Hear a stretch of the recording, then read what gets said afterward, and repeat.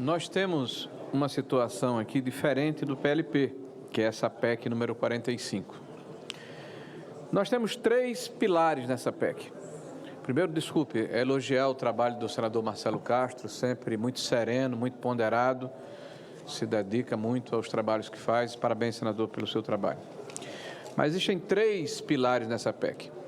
A questão do Fundeb, que foi debatido aqui exaustivamente pela senadora Dorinha, e que, além da situação que ela apresenta, vejam os senhores e chamam a atenção, no momento em que estamos discutindo a dificuldade fiscal deste governo, o que de fato se traduz nessa situação de se utilizar recursos da educação integral de uma forma diferente do que preconiza a lei, nós estamos abrindo um espaço fiscal de quase 5 bilhões de reais no orçamento geral da União. Mais uma pegadinha que o governo faz.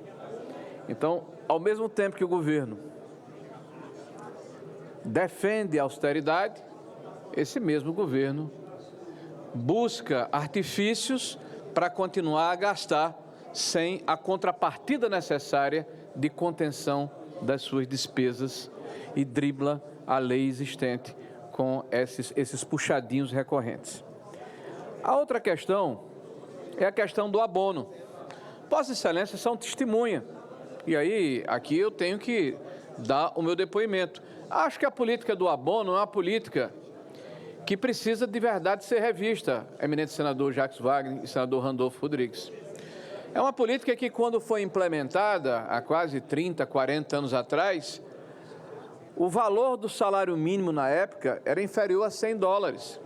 E o governo fez para permitir que os trabalhadores que ganham salário mínimo no Brasil, que naquela época era uma quantidade muito maior do que é hoje, do PEA, tivesse a possibilidade de um 14º salário. Então, esse foi o objetivo da lei, mas como todas as leis que criam benesses, né, elas são feitas, elas são sancionadas, elas começam a funcionar, mas falta a avaliação dessas leis para verificar a sua eficácia. Então, acho que aí o governo vai na direção correta. Eu, inclusive, defendi, eminente senador Marcelo Castro, por ocasião da reforma da Previdência, na época como secretário da Previdência, que fizéssemos uma ação nesse sentido, permitindo que a elegibilidade fosse, me parece que de 1,4 salário mínimo. O governo propõe 1,5 salário mínimo. Tá? Então, não acho que isso não seja uma medida importante.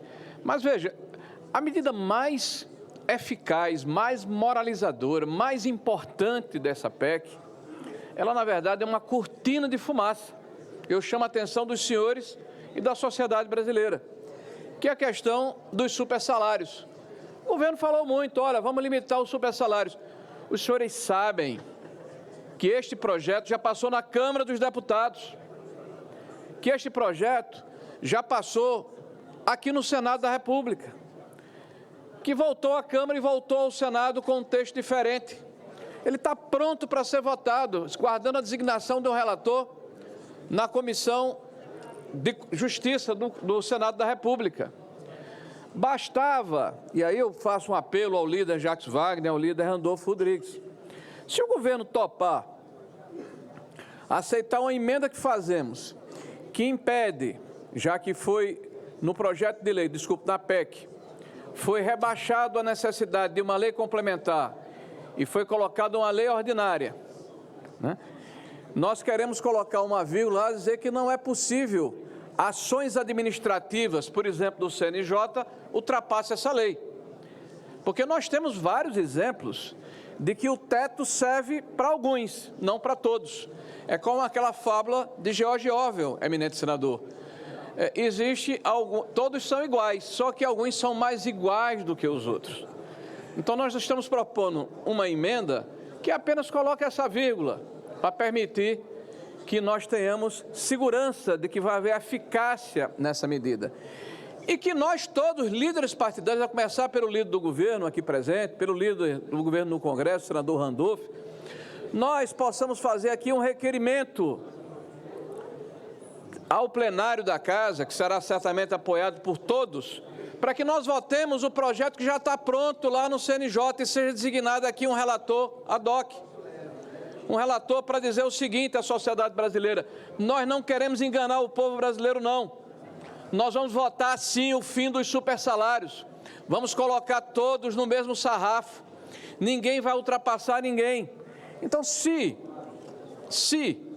os eminentes líderes do governo aqui presentes concordarem com a nossa proposta, nós não teremos dificuldade de votar favorável ao projeto, apesar dos reparos que fiz, que o governo continua buscando nesse projeto espaço fiscal para o Fundeb, a questão do abono ok, mas a questão dos supersalários aqui é fumaça colocado nos olhos da população.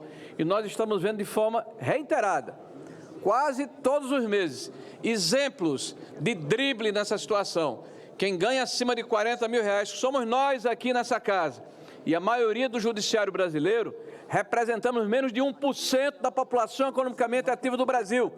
E pelo menos nesses funcionários mais bem apaniguados, é necessário termos um limite, temos um exemplo, porque esse exemplo precisa vir de cima e não se colocar sacrifícios para o conjunto da população e não se pedir o exemplo daqueles que são mais abastados na nossa sociedade. Então, essa é a nossa fala inicial, eminente presidente, eminente relator. Pergunto à mesa se a nossa emenda já foi protocolada, ok? Estou satisfeito, né? E vamos ao debate agora, que com certeza nós vamos contar com o apoio de todos os parlamentares, porque como colocou com muita propriedade o eminente relator, o senador Marcelo Castro, todos aqui somos favoráveis a um limite aos supersalários, a estabelecermos um teto. Agora temos que deixar de discurso, de cortina de fumaça, de intenções e partir para gestos concretos e efetivos.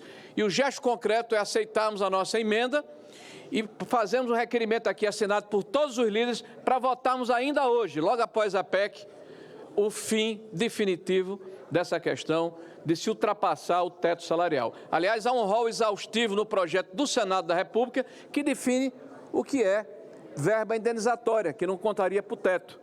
Tá? Então, está lá designado, combinado, muito bem feito e foi fruto de um intenso debate na Casa do Povo, aqui no Senado da República, na legislatura anterior. Então, deixo aqui o pedido e o apelo aos líderes do Senado para que nós possamos convergir nessa situação. Para discutir, senador Isalci Lucas.